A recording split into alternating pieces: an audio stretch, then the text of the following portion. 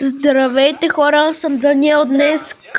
Днеска ще Да, това е брат ми Ланчо. Днеска ще гледаме абсолютно всичките видеа на хрониките на Стамат и Гълъбин. Това е една поредица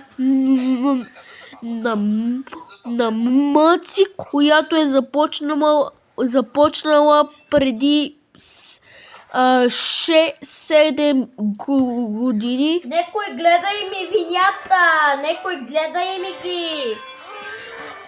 И ще му бия шамари!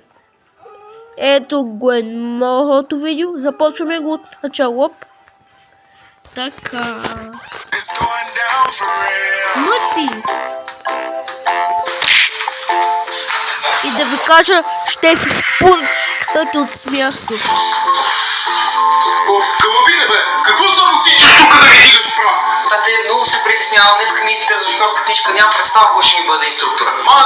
Не, на твоята възраст 8 пъти ме късаха на кормуване преди да си взема изпита. Защо, не можеш да караш ли? Ами карах си отлично, просто изпитващия ми тогава беше учителят ти по всичко, господин Даскалов, и той непрекъснато. Чакай, ама как учител по всичко? Това трябваше да бъде значи учител по всичко, значи трябваше да бъде директор, учител по математика, физическо, и география, български, да, всичките предмети. Учител по всичко. То се заячеше с мен и ме късваше без причина. Ало, ако и на мен... Кой инструктор те къса без причина, мамка му?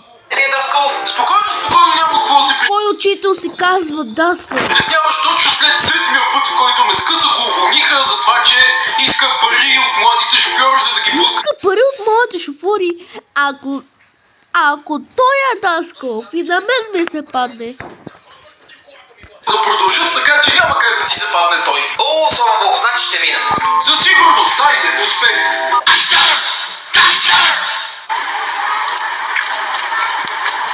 Точно тази бричка ли трябва да карам по време? Какво значи бричка? Напишете долу в коментарите какво значи бричка. Изпита. Какво имаш против колата ми, младеж? Ама, господин Даскалов, какво правите тук? Как какво? Аз ще ти бъда изпитващия днес. Мен баща ми и каза, че са ви уволнили като инструктор. Да, преди 20 години ме хванаха, че искам подкупи от младите шофьори, за да ги пускам, и ме уволниха, но сега, след толкова много време, отново ме назначиха. Леле, спокойна ми е работата. Добре. Той е Даскалов. Как веднага клачите ръцете се смее и после изведнъж сериозен бате. Нека започваме изпита. Ела първо да видим дали знаеш какво има под предния капак. Да. Скоростна кутия, двигател, бутала, цилиндър, клапани. Скука, всичко си на зуб. Нали го питаш, какво има? И после скука всичко си зубрил. Бата пака. Добре, ела да се преместим отзад. Така, ако под колата няма следа от капещо масло, това какво означава? Че всичко с колата е наред. Какво друго да означава? Глупости. Означава, че в колата няма масло. Ама какви са ти? Хора, напишете долу в коментарите. Лей, това е вярно. Аз мисля, че не е вярно. Глупости, това го нямаше в листовките. Не ме интересува, пише ти черна точка. Лобина, пък ти как си гледал листовките на Даскалов, щом те са в него? Логика няма. Така, какво ще направиш, ако забележиш, че в гумата ти се е забил пирон? Това го знам. Трябва по най-бързи начин да стигна до гумадженицата, за да сменят гумата. Ама ти при кой идиот си карал курсовете? Ако ти се забие пирон в гумата, го скриваш с тиксо и пускаш целия комплект гуми в продавалник. След това с парите си купуваш чисто нови гуми. На старо. Хора, и това ми напишете в коментарите. Дали е вярно? Защото ако някой човек това ми го каже, вече няма никога да му повярва.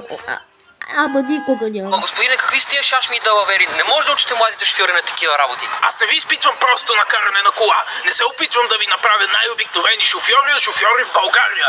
Айде, идва и започва Шофьорите в България са обикновени шофьори. Логика няма. Отново. Времето. Така, Галабине, кое е първото нещо, което трябва да направиш, когато влизаш в колата? Това го знам, да си сложа колана. Не, имам предвид най-първото нещо, което трябва да направиш. Да затворя вратата. Галабине, първото нещо, което трябва да направиш. Да седна на седалката. Първото нещо, което трябва да направиш е да включиш радиото и да напичиш сръбското на макс. Милиони, камиони, авиони, шампиони. Чакай, това е сръбско. Това е песен от Сърбия. Тогава как? Е на български. Логика няма отново.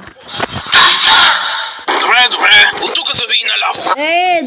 Абе, той Даско в единия кадър нямаше такъв мустак, пък сега има. Фустия? Не знам. Ама господине, тук левия е забранен. Забранен е само когато гледат полицаи. През останалото време е разрешен. Ама вие така ли карате, като нарушител? Да, и между другото от 20 години няма почти никакви взети точки, така че млъква и продължавай. Така. После няма мустак. Какво се случва, я знам. И сега защо спря? Не виждате ли, че сме на пешеходна пътека? Много бързо се бръсне нещо. Опа. Извинете. Най-смотаните шофьори спират на пешеходни пътеки. Продължавай. Господине, как да не мога да мина? Вижте, че пресича бременна жена. Мърдай, блондин. Добре, ето сега вече минавай. Господине, вие стресирахте, вижте, водите изтекоха. Чудесно, значи съм дал живот. Аз съм светец. Дал си живот. Ще е раждан на улицата. Пунгер малък тъп. Господине, не може така да оставим да роди на улицата. Трябва да й помогнем. Галабине, ние не сме линейка. И ти не караш курс за първа помощ. Караш шофьорски курсове. Продължавай напред. Добре, продължавай. Добре, сега защо спря? Не сме на пешеходна пътека. Вижда, че някакъв човек пресича. Как ще пресича? Той седи на едно място. Не виждате ли, че инвалид не може да ходи?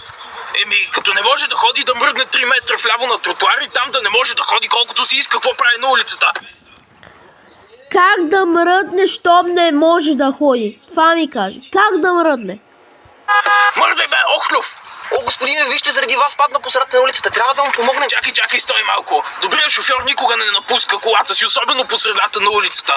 Просто няма какво повече да направим за този човек. Направо минавай през него. Как да мина през него? Вие добре ли сте? Искате да сгаза горкия човек? Естествено, че ще го сгазиш. Виж колко е жалък. Момчето, просто няма какво повече да направим за него. Ако не, ние този човек, където минава след нас, ще го сгази. Давай, минавай през него и да продължаваме курсовете. Нямаме цял ден.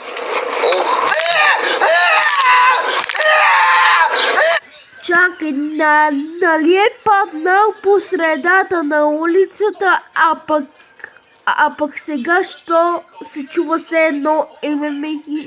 едно е паднал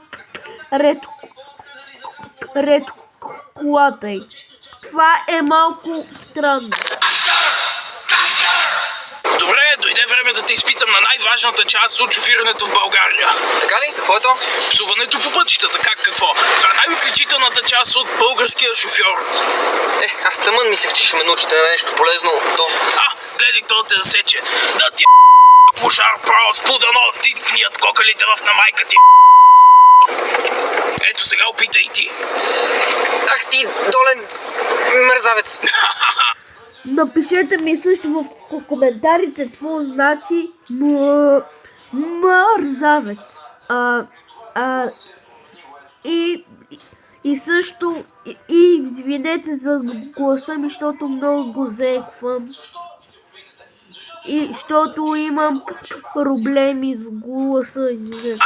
Слаба ракия си, Галабине, много слаба. Така, идеално, хвана ни светофара. Значи сега само дебнеш и когато светът е зелено, на секундата започваш да пибиткаш и да псуваш той отпред да побърза. Нали разбра? Да, разбрах. Добре, зелено, започвай. Давай бе! Павняр! Ох, люв мизерен, бутай я тая кола да не го бутна на майка ти, бе! Ето, виждаш ли? Да, започвам да схващам. Добре, не се справяш да е в града, но трябва да се качим на магистралата. Искам да видя малко как караш извън града. Нямаш ли, бе, келеш? Ей, много добре си почна да се справяш с псуването. Приятно съм изненадан. Зави тук на отбивката за магистрала Тракия. Искам малко да видя как караш с 200. Ама, господине, ограничението на магистрала е 140. Не и за средностатистическия българин. Карай, пробвай да дигнеш 220. Ама, господине, това е Volkswagen Polo от 86, аз се чудвам, че дори и 190 успява да дигне. Спокойно бе, няма да се плашиш. На тая кола и баща ти преди 30 години си кара шофьорските курсове. Преди 30 години може би е ставала за нещо. Господине, кога ще се връщаме към София? Вече от 3 часа караме по тази магистрала.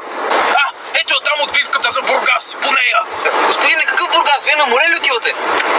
Не, разбира се, как изобщо успя да си го помислиш?